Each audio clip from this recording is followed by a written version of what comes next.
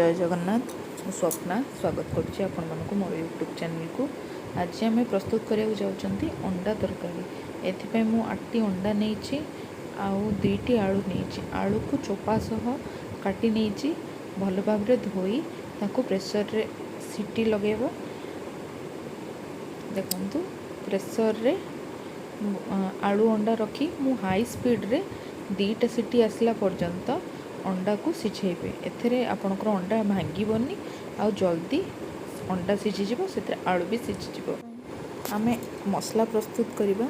सेथिपई मु गोटे रसुण को पूरा चोपा छड़ेकी नहीं, ताधीरे गोटे खंड अदा 2टी पियाज को काटी ग्राइंडिंग पे नबा, मसला ग्राइंडिंग पे आउ गोटे पियाज कटा आ गोटे टमाटो काटिकी पकेबा।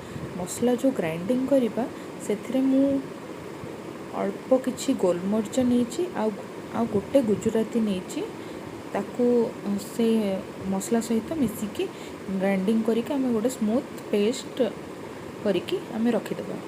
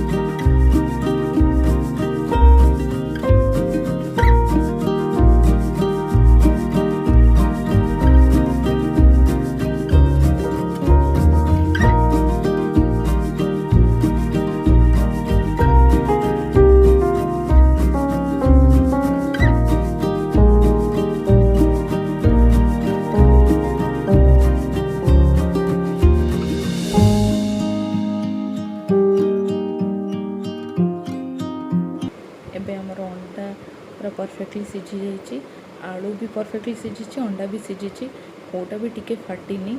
आलू जी सिझा कथा हमर तरकारी हिसाब से सेतिकी सिझी जाइए, अंडा भी मध्य सेतिकी सिझी जाइए। एबे अंडारू चोपा मु बाहर कर देइछि। आलू और अंडा को प्रथमे टिके तेल पकई मु भाजी नउछि।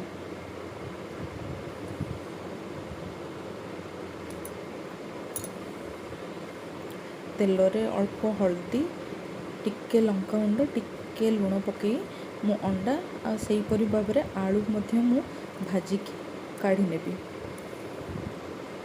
देखंतु अंडा गुड़ा मोर भाजी हो गलानी। एबे अंडा सब काढ़ी दबा, सही तेल रे ही आलू को पकईकी भाजी दबा। आमे आलू जेहेतु सिझी, आलू को बेसी भाजिया दरकार नहीं, खाली टिके समय भाजिकी आपण बाहर करिकी रखिदेबे। चलतु एबे मसला प्रस्तुत करवा। से मु सही तेल रे ही, बेसी तेल नहीं, सही तेल रे 2टी तेजपत्र ऐड कली। ता सहित जो पियाजटा नहीं कटा होकर रखी गोटे पियाज, से पियाजटा को प्रथमे भाजीदेव। पियाज देखु भाजी हो गला। भाजी होगा पर आम से टमाटो ऐड करदेबा। टमाटो को मध्य सेमिति भल भाव जरिला पर्यंत भाजवा।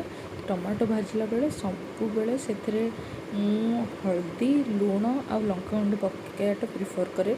लुण पकेले टमाटो जल्दी आमर सिझी जाए, जरी जाए जोटा कहती। आउ हल्दी आ लंका तेल थिला भितर पकेले तरकारी रे कलरटा मध्य भल आसता। देखो मोर सब बेले प्रोसीजर सेम। मु तेल टिके थी, पियाज आ टमाटो मध्य, टमाटो पकई सारा पर सबु बेले हल्दी और लंका गुंड ता देहरे ऐड करे।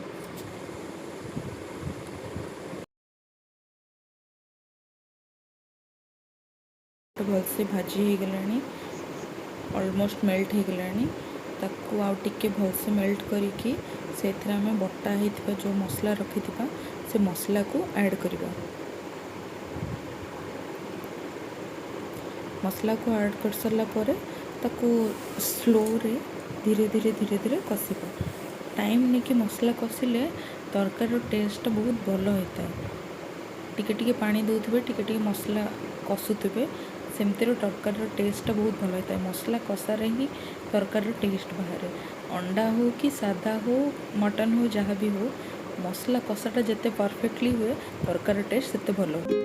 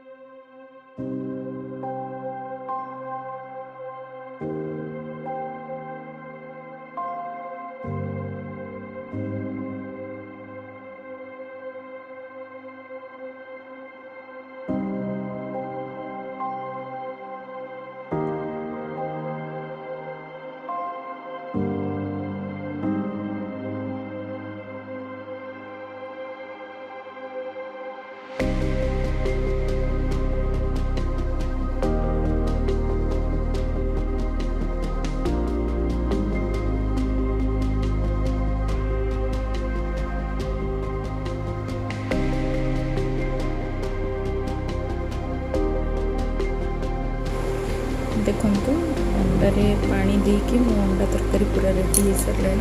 गरम मसला टिके पकईदेवी, पकई देकी ताको टिके समय फुटिया को छाड़ी अंडा तरकारी बंद करदेवी। आपण मैंने यहीपरी भाव थे करके ट्राए करूँ। यही रेसिपीटा ट्राए करी मत टिके कमेंट बॉक्स रे जनातु। आपण कमेंट पढ़ले मत भी बहुत खुशी लगुच। रही धन्यवाद। जय जगन्नाथ।